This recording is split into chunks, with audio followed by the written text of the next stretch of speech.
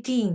हुए हैं। तो क्या ये लगता है कि पिछली सरकार जब इनकी थी उस समय भी तमाम आरोप लगे कि आतंकवादियों को पनाह देते हैं, उनको छुड़वाने का काम करते हैं।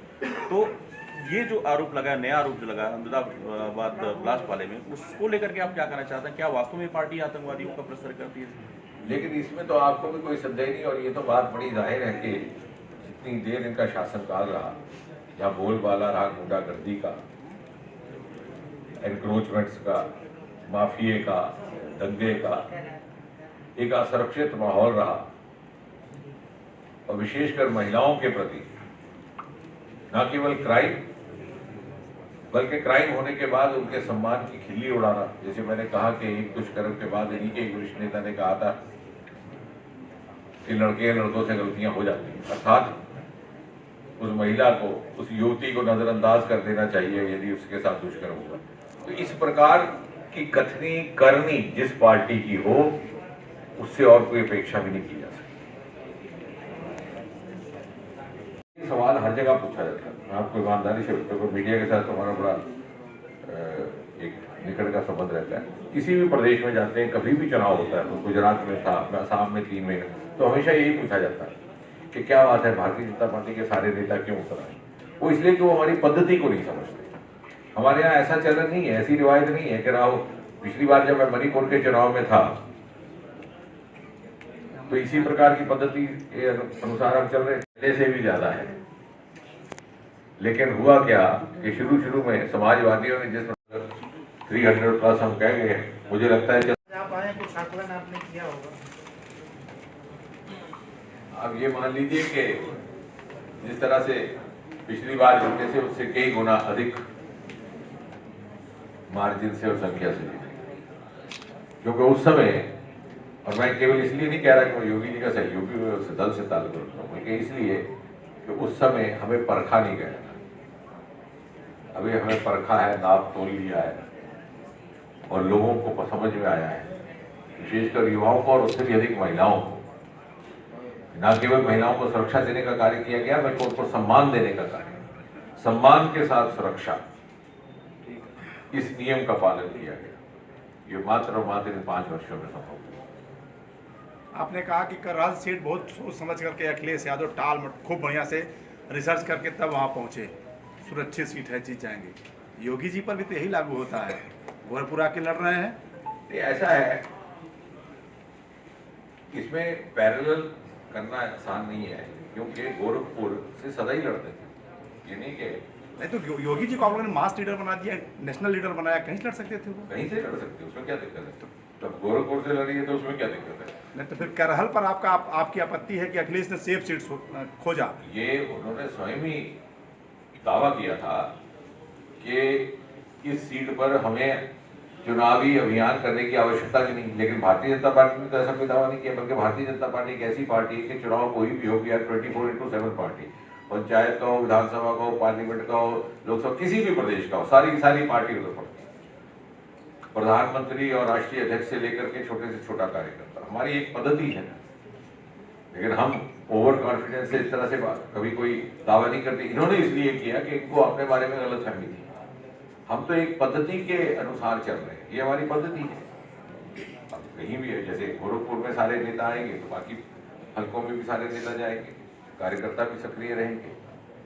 और हमारे यहाँ सीटों का फैसला, ये परिवारवादी पार्टी नहीं है। सीटों का फैसला राष्ट्रीय बोर्ड करता है, पार्लियामेंट्री बोर्ड करता है, वहाँ बैठक होती है, शीर्ष नेतृत्व बैठता है, कई घंटों तक एक सीट का सर्वे करके, आकलन करके तय किया जाता है कौन उम्मीदवार होगा। ऐसा नहीं है कि रसोई घर में फैसला होता है या खाना परोसते फैसला होता है कि कौन कहाँ पे खड़ा होगा। इसलिए हमारी एक संवैधानिक पद्धति है, एक नियम अनुसार अनुशासन बन तरीके से। मतलब गोरखपुर इसीलिए योगी जी है कि रिकॉर्ड मतों से जीत सके, शायद दूसरी सीट पर ऐसा नहीं हो पाता। ये कहना उचित नहीं होगा। हर उम्मीदवार को उस सीट पर उतारा गया है जहाँ के लिए वो अनुकूल है, योगी नहीं है दूसरे। ये पद्धति सब पर लागू होती है। भारतीय जनता पार्टी मूलतः हम कार्यकर्ता है, उसके उपरांत पद और जिम्मेवारी आती है। सर, पिछली बार की अपेक्षा क्या देख रहे हैं, कितनी सीटें इस बार यूपी में? हमने तो कहा, जैसे अभी करल से काशी और गाजियाबाद ने देखा कि समाजवादी भी समाप्त हो गए हैं। वो तो कह रहे हैं कि हम पूर्ण बहुमत की सरकार बना रहे हैं समाजवादी पार्टी। अखिलेश यादव खुद लगातार कह रहे हैं जनसभाओं में। ऐसा है, उसके कहने पर हमें कोई आपत्ति नहीं, कोई गिला भी नहीं, कोई नाराजगी भी नहीं, कोई उत्तर भी नहीं देना, क्योंकि जो भी चुनावी मैदान में उतरता है वो यही कहता है।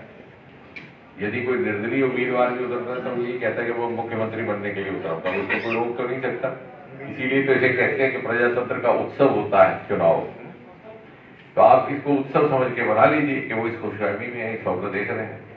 योगी जी का क्षेत्र है, यहाँ से प्रत्याशी है रावण को बोलते हैं, वो भी लड़ रहे हैं, जो नामांकन करके वो भी चले गए, वो भी कॉन्फिडेंट हैं जीत जाएंगे। जैसा मैंने कहा, ये उत्सव है लोकतंत्र का, और जो व्यक्ति उतरता है वो यही सोच के उतरता है कि मैं ही जीतने के लिए पैदा हुआ था। मुझे नहीं लगता इसमें कोई किसी को आपत्ति होनी चाहिए, लेकिन ये तर्क आधारित युग है, एविडेंस बेस्ड युग, evidence based argument, evidence based statement, उसके आधार पर आप देख ही रहे जैसे मैंने कहा। और ये बात हमारी नोट करिए कि भारतीय जनता पार्टी बहुत कंफर्टेबली बहुमत से जीतने वाली है, और ये जो गलतफहमी फैलाने का एक प्रयास किया गया था, एक धारणा पैदा की गई थी समाजवादियों की ओर से, वो आप स्वयं देख रहे हैं, उनको लग रहा है कि वो धारणा बिगड़ती जा रही है। जैसे आपने स्वयं कहा, करल में जो दृश्य देखा, ये उन्होंने खुद स्वयं भी ये नहीं सोचा था कि इस प्रकार की नौबत आएगी। घर के ऐसे ऐसे बुजुर्ग भी वहां उतरे हैं, मुलायम सिंह जी के अतिरिक्त, जो कभी चुनावी प्रक्रिया का हिस्सा नहीं रहे, कभी उन्होंने एक्टिव पॉलिटिक्स, सक्रिय राजनीति में हिस्सा नहीं लिया। तो हताशा का ये आलम वहां देखने को मिल रहा है। सर क्या लगता है अभी पप्पू फिर बबुआ भैये को लेकर पंजाब में भी सियासत, प्रियंका गांधी ताली बजा रही है, पूरा पंजाब ताली बजा रहा है। हमारे सभी नेताओं ने उस विषय को लेकर के टिप्पणी भी की है, आपत्ति भी जाहिर की है। उससे झलकती है मानसिकता कांग्रेस पार्टी। तो भारतीय जनता पार्टी एक ऐसी पार्टी, जैसे मैं आरंभ में कहा कि justice for all, appeasement to none, तुष्टीकरण किए बिना हर व्यक्ति को इंसाफ मिले, हर वर्ग को इंसाफ मिले, वोट की राजनीति से ऊपर उठ करके।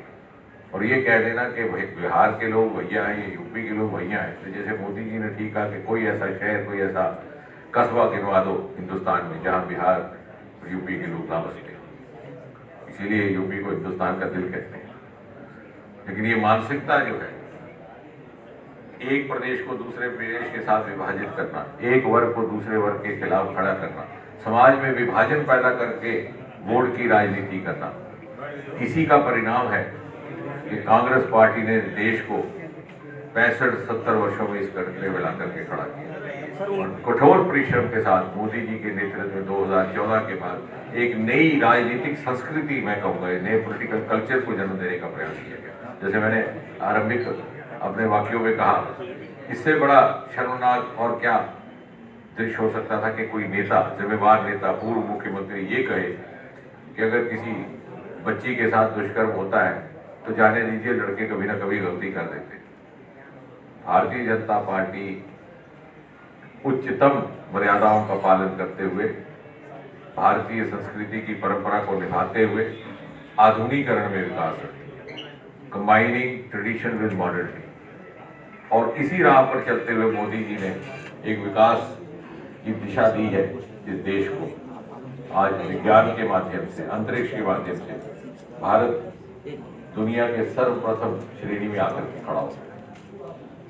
सर उनके भैया खुद यहाँ से चुनाव लड़ते हैं यूपी से, और इसके बाद आप गोरखपुर आए हैं, जो इस समय पंजाब की राजनीति में चल रहा है। अरविंद केजरीवाल पे उनके सहयोगी ने जो पहले थे, उन्होंने आरोप लगाए हैं, क्योंकि केंद्र सरकार ने उस पर जांच के भी आदेश दिए हैं। गृह मंत्री जी का एक पत्र वायरल हो रहा है।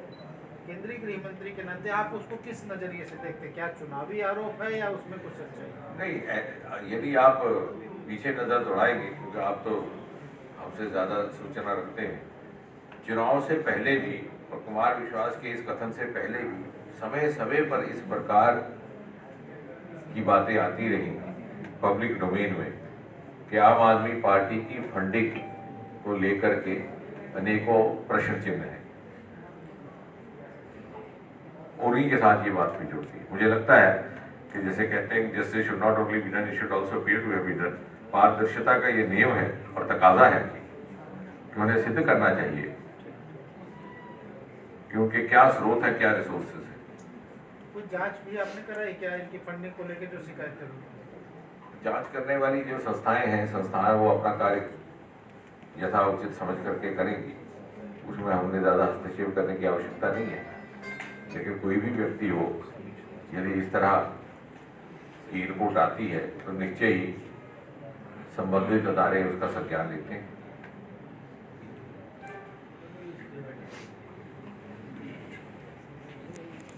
है कि भारतीय जनता पार्टी एक पद्धति और परंपरा से चलने वाली पार्टी है।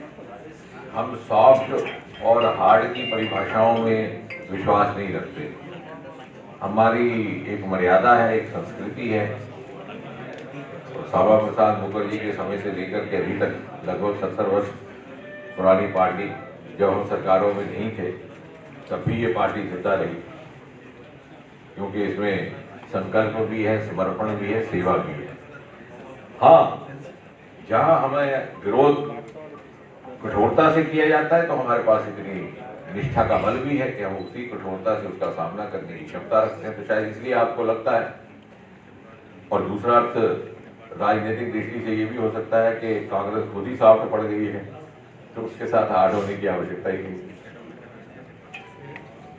ये बात आई थी तो करहल से जब